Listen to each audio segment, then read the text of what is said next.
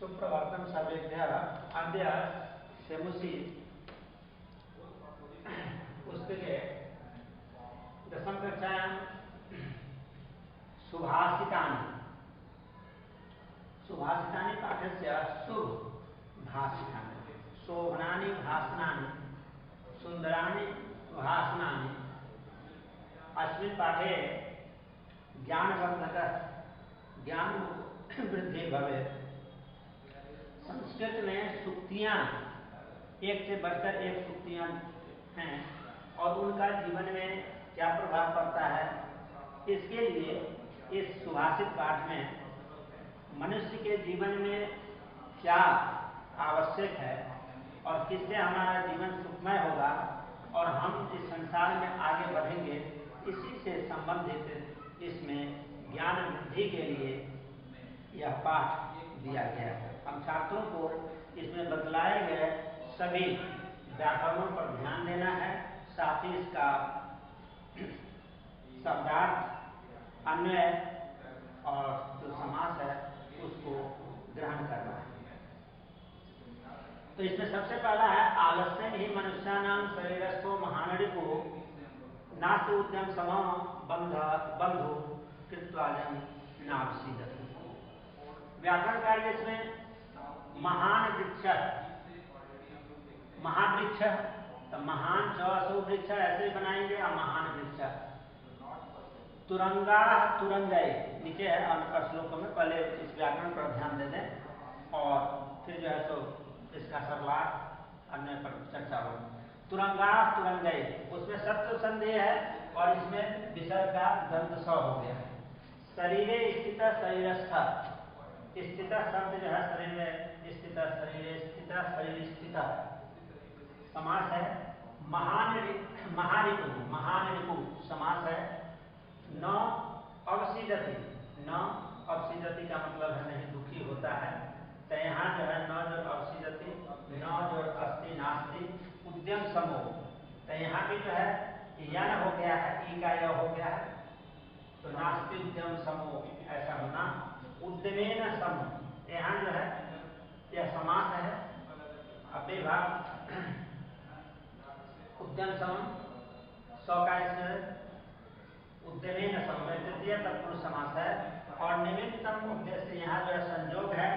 और प्रकृष्टेन कुप्यति, प्रकृष्टेन कुप्यति यह भी तृतीय तत्पुरुष समास है।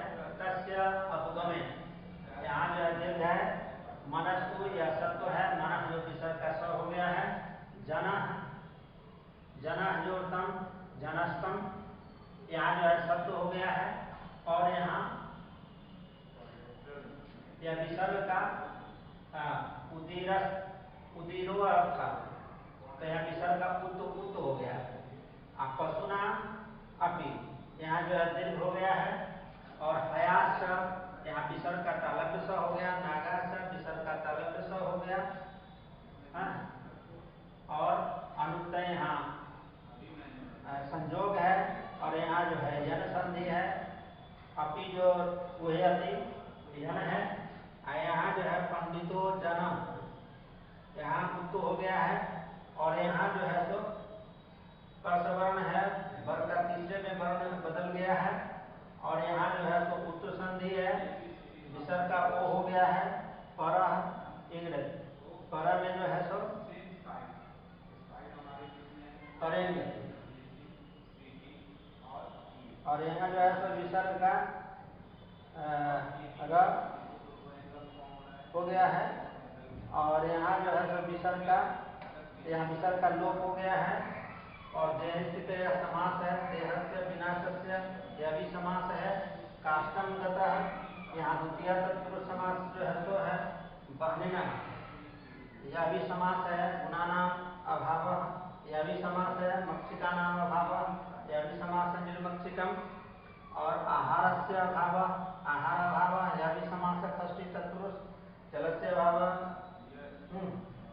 षष्ठी तत्पुरुष नहीं है, यह अभाव अर्थ में अव्ययभाव समास है। निराहार निर्जलम यह अव्ययभाव समास है। नवमंत्र में नए समास है, यह भी नए समास है। तो इस तरह से इसमें संधि और समास दिखलाया गया। तो कहता है आलस्य ही मनुष्याणाम शरीरस्थो महान रिपु नास्तुजम समो बंधु कृत्वा जन्नावसीदते। कहता है कि मनुष्य के भीतर जो छुपा हुआ शत्रु है उसे कोई देखता नहीं है। वह कौन सा शत्रु है? तो कहता है कि सबसे बड़ा शत्रु जो है वो हमारा आलस्य है।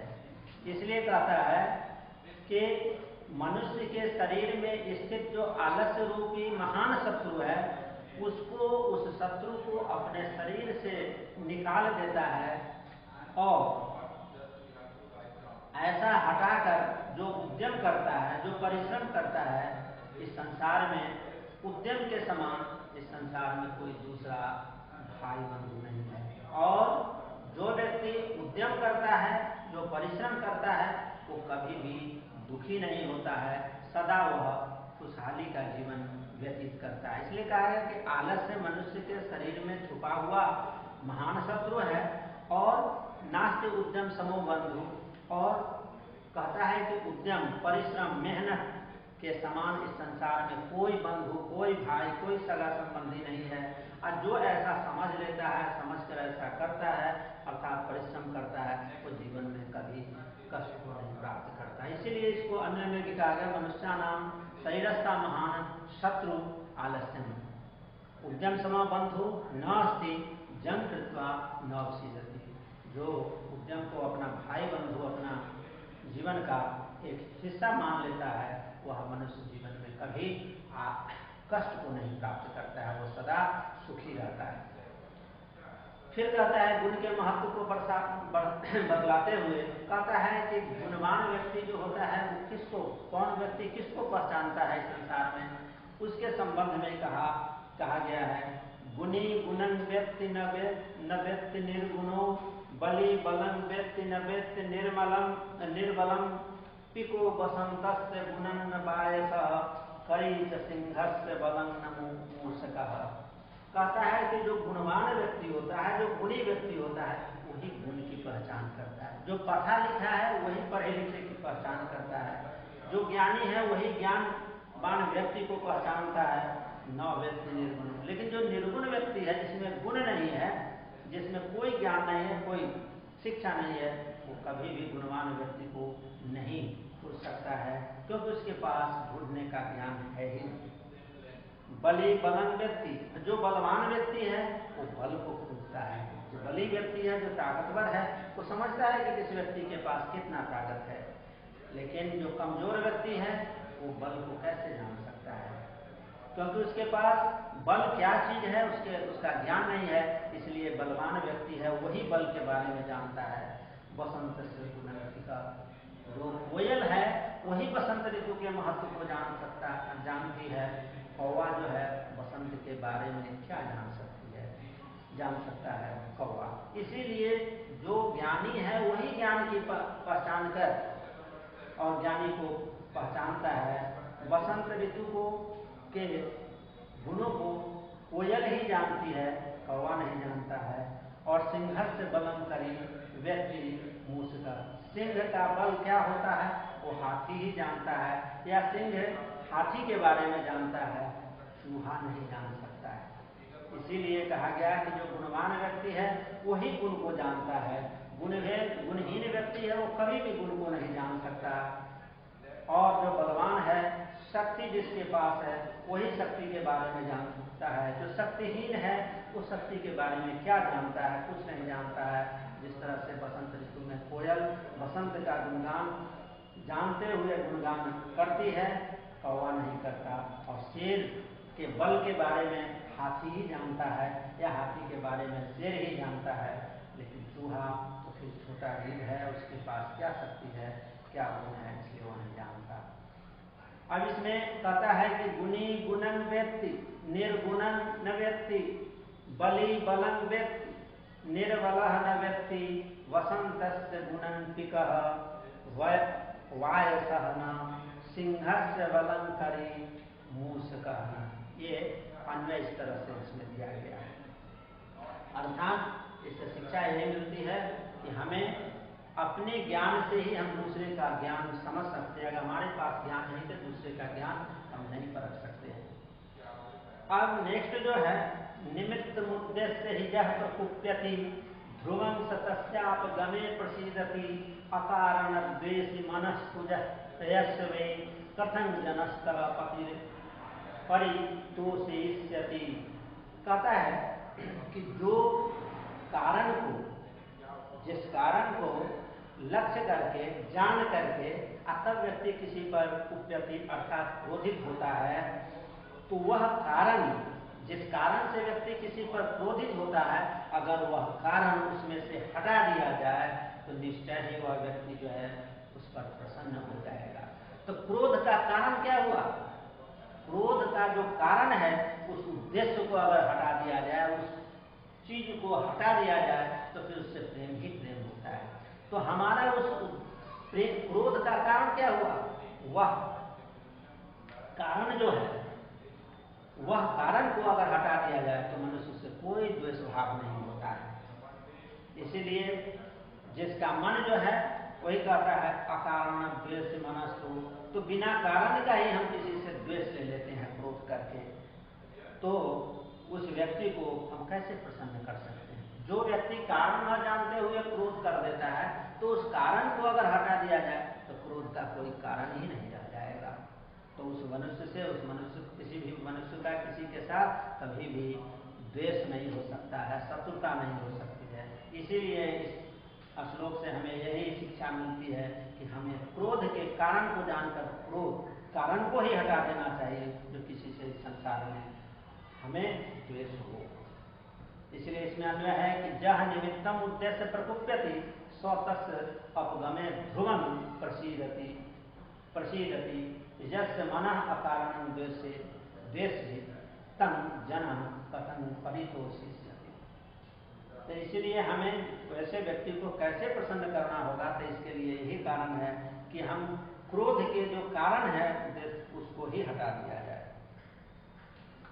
तीसरे श्लोक में कहा गया है उदीर्तो अर्थ पशूनां गृह्यते हयाश्च नागाश्च वहन्ति बोधिता अनुक्त मप्योहति पंडितो जना परेंगेत ज्ञान फला ही बुद्धया। इस अन्वय है कि पशूनां अपि उदीरित अर्थ गृह्यते हया नागाश्च बोधिता भारं वहन्ति पंडिता जन अनुक्तं अपि वह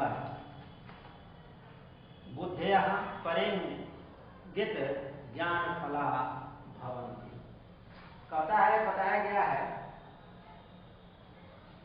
कि उदीरित, बताया गया विषय जो है, अगर कोई विषय वस्तु अगर हम पशु को भी निर्दिष्ट कर देते हैं, बतला देते हैं, तो उस विषय को निर्देश करने पर पशु जो है उसको ग्रहण कर लेता है।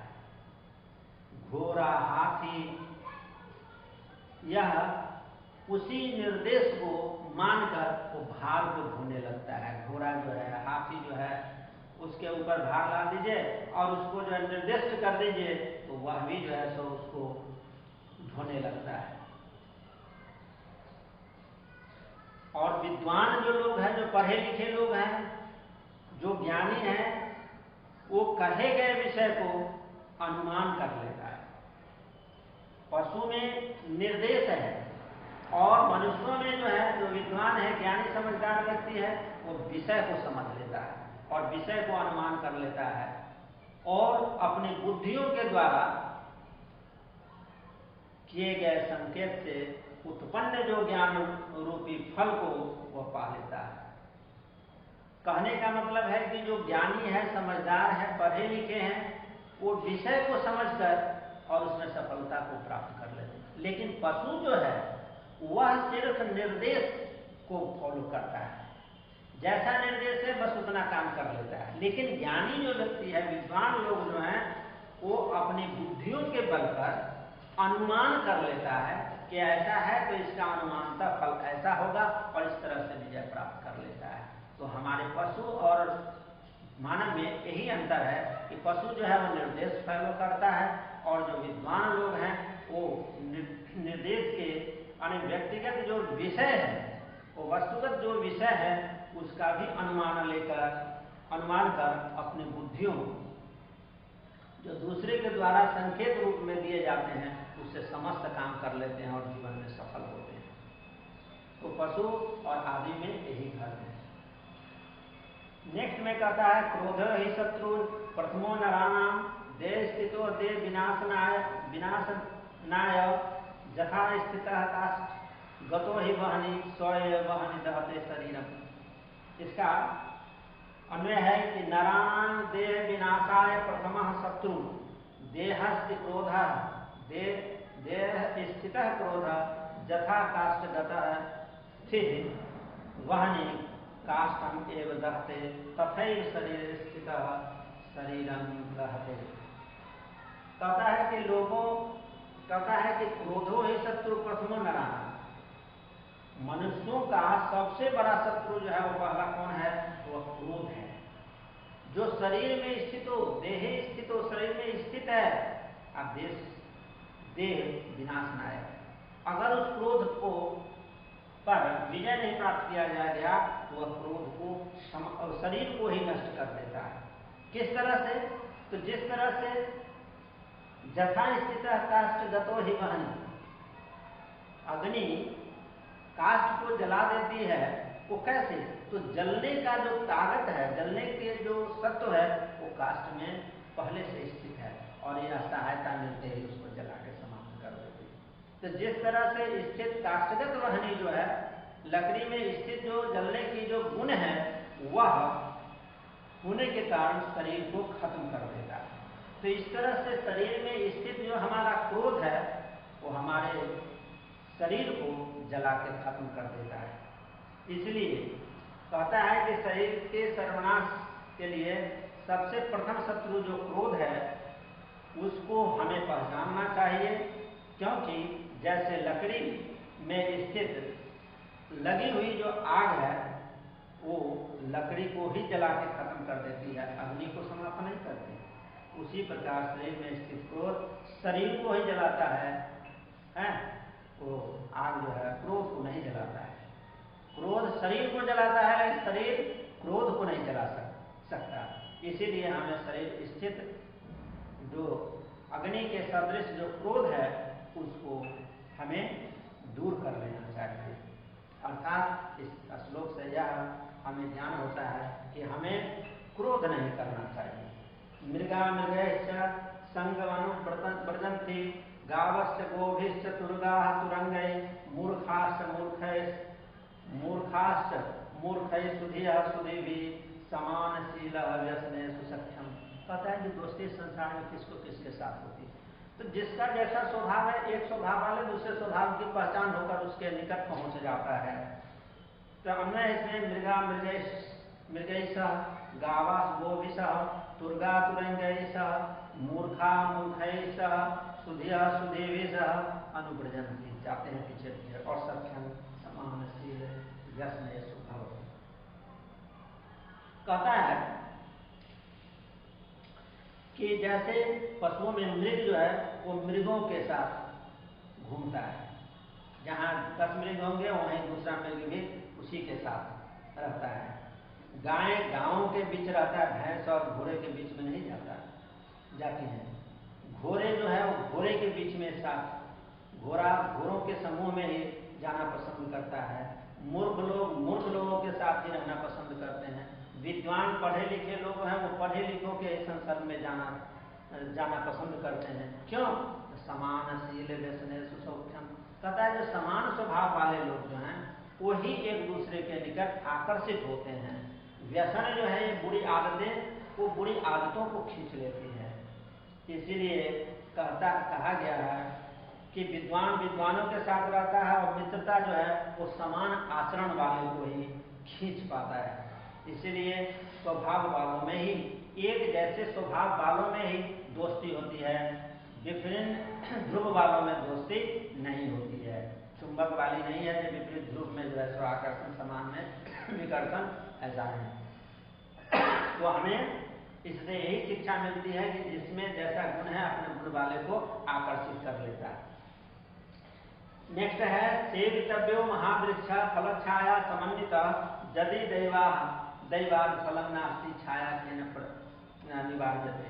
कहता है कि जो परोपकारी व्यक्ति है, जो सबको कल्याण करने वाली, अपने गुरु को कभी भी नहीं छोड़ता, कुछ न कुछ जो हेल्प करने वाला व्यक्ति वो सदा हेल्प ही करता है, जैसे इसमें दिया। अब इसका अन्वय है फलक छाया समन्विता महावृक्ष सेवितव्य दैवाद यदि फलम नास्ति छाया केन प्रजात। कहता है कि महान वृक्ष इसलिए है, वृक्ष महान इसलिए है कि उसकी अगर आप सेवा करते हैं तो फल प्रदान करेगा, छाया मिलेगी, उससे वृक्ष से छाया भी मिलती है, कुछ न कुछ उससे पत्ते फूल लकड़ी कुछ न कुछ अंत तक जीवित में और मर जाने के बावजूद भी वृक्ष से हमें प्राप्ति ही होता है। तो कहता है कि यदि दैवास्ति फलम नास्ति, अगर कोई वृक्ष है तो फल का समय है तो फल मिलेगा, और फल का समय नहीं भी है तो छाया उससे कौन छीन सकती है, कोई भी व्यक्ति उससे छाया को नहीं दूर कर सकता है। इसीलिए फल जो है तो महान वृक्ष है।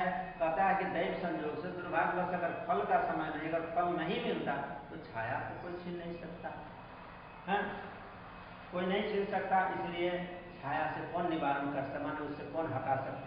छाया जो है वृक्ष से छाया नहीं अलग हो सकती है। इसीलिए कहा गया जो परोपकारी व्यक्ति होते हैं उनसे हर समय लोगों की उम्मीद पूर्ण होती है। इसलिए छाया तो आसानी से ही मिल जाती है, फल फूल अगर ना मिले लेकिन छाया तो आसानी से मिल जाती है। नेक्स्ट श्लोक में है अमंत्र मक्षरम नास्ति नास्ति मूलम औषधम मूल मनौषधम अयोग्य पुरुष नास्ति योजकः तत्र सुदुर्लभ।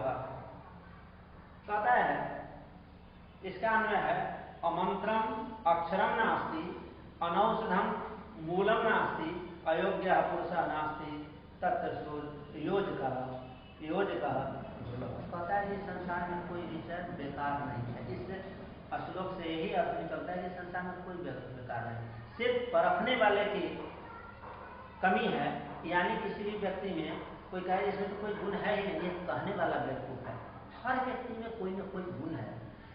अब यह गुण खोजने वाले में मेरिट है कि वह व्यक्ति की सोचने की क्षमता, ज्ञान की पकड़ने की क्षमता, जानने की क्षमता कितनी, योग्यता उसी को कहते हैं कि ज्ञान परखने वाले भी, परखने वाला का एक ज्ञान अलग होता है, इसलिए उसको योजक कहते हैं। तो कहता है कि कोई मंत्र जो है, कहता है कि मंत्र रहित अक्षर नहीं होते। कोई भी अक्षर जो है वह मंत्र रहित अक्षर नहीं होते।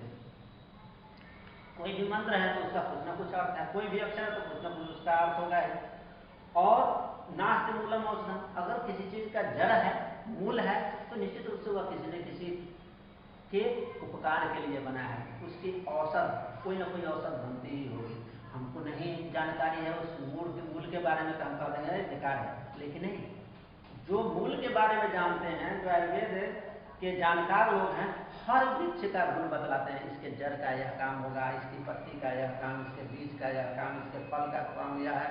तो यानी ज्ञानी कौन हुआ? जिसको नॉलेज है उस जड़ के बारे में। इसलिए किसी भी वृक्ष या किसी भी पेड़ पौधे का जड़ जो है वो औषध है, तो औषध रहित जड़ नहीं हो सकता है, और कोई भी व्यक्ति अयोग्य नहीं होता है, कोई ना कोई उसमें गुण होता है। इसलिए कहता है कि पुरुष वास्तव में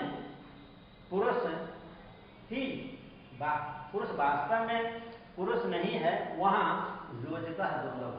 कहने का मतलब कि वहाँ बतलाने योजक जो है वह उसमें कमी है, पहचानने की उसमें क्षमता नहीं, इस व्यक्ति में क्या कारण है, उस कारण का। इसीलिए कोई भी चीज जो है संसार में व्यर्थ नहीं है। योजक जो है अयोग्य पुरुष नहीं है, वहाँ का जो योजक है वह दुर्लभ होता है, यानी पहचानने वालों की कमी होती है। अब आए नेक्स्ट में, कहता है कि संपत्तौ च विपत्तौ च माता में रूपता उदय सविता रखो रक्त चा समय तथा। कहता है कि महतां संपत्तौ च एक रूपता भवति यथा सविता उदय रक्ता भवति तथा अस्तमये च रक्ता। कहता है कि महान व्यक्ति जो है वो कभी भी, जो रियल में महान व्यक्ति है, जो पहुंचे हुए लोग हैं, वो कभी भी किसी भी सम परिस्थिति या विषम परिस्थिति में घबराते नहीं, स्थिर रहते हैं, शांत रहते हैं और अपने स्वभाव में कभी बदलाव नहीं लाते हैं। उसी से संबंध किया है कि संपत्ति, जो महान पुरुष होते हैं वो संपत्ति के आने पर, खुशी के आने पर, समृद्धि के आने पर या विपत्ति के आने पर, कठिनाइयों के आने पर महतान एक रूपता, महान व्यक्ति एक जैसे ही रहते हैं, उनमें कभी परिवर्तन नहीं होता है कि संपत्ति आ गई, समृद्धि आ गई, किसी को पहचानते नहीं। जब गरीब भी रहेंगे वो, चाहे अमीर भी होंगे, दोनों समय अपने स्वभाव को नहीं छोड़ते। यही महान लोगों की पहचान है। इसकी तुलना किससे की गई है?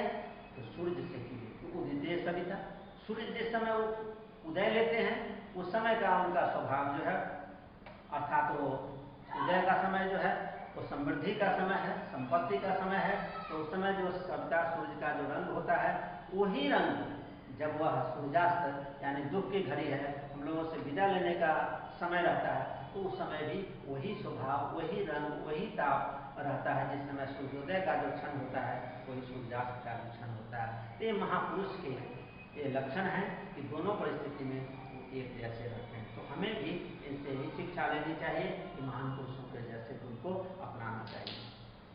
अब लास्ट है, विचित्रे खलु संसारे नास्ति किंचित निरर्थकम अश्वः चेद धावने वीरः भारस्य वहने खरः। कहता है कि यह विचित्र संसारे खलु किंचित निरर्थकम नास्ति अश्वः चेद धावने वीरः भारस्य वहने खरः। अस्तु, कहता है कि संसार में कोई जो है सो बेकार नहीं है।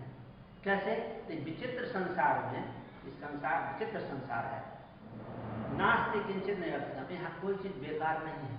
क्योंकि देखिए उदाहरण दिया गया कि अगर घोड़ा खूब तेज दौड़ता है, उससे बढ़कर कोई हॉर्स पावर उसी को एचपी माना जाता है, उसी से अश्वशक्ति निर्धारित किया जाता है, तो कहता है कि भारत से वहने खर। लेकिन गधा, घोड़ा और गधा में गधा खराब है नहीं, गधा पर जितना भार लाद देना है लाद लो, कभी नहीं कहा जाए ज्यादा लाद रहे हैं। लेकिन घोड़ा पर ज्यादा लाद दोगे घोड़ा बैठ जा सकता है। वो सिर्फ दौड़ने के लिए, तो घोड़ा का इंपॉर्टेंस दौड़ने में है, लेकिन भार ढोने में गधे का। तो गधा भी बेकार नहीं है, घोड़ा तो अपनी जगह पर है, गधा अपनी जगह। यही कहा गया इस विचित्र संसार में हर चीज का इंपॉर्टेंस है, हर चीज सही है, कोई गलत नहीं है, सिर्फ पहचान कर उसको यूटिलाइज करने की जरूरत है। इसीलिए यहाँ इस विचित्र संसार में कोई व्यर्थ नहीं है, कोई बेकार नहीं है। और इस तरह से हम इससे ज्ञान हासिल करें कि अपनी बुद्धि को हर समय सतर्क रखें और स्थिर बुद्धि करके और सोचने की क्षमता को बढ़ाते रहें।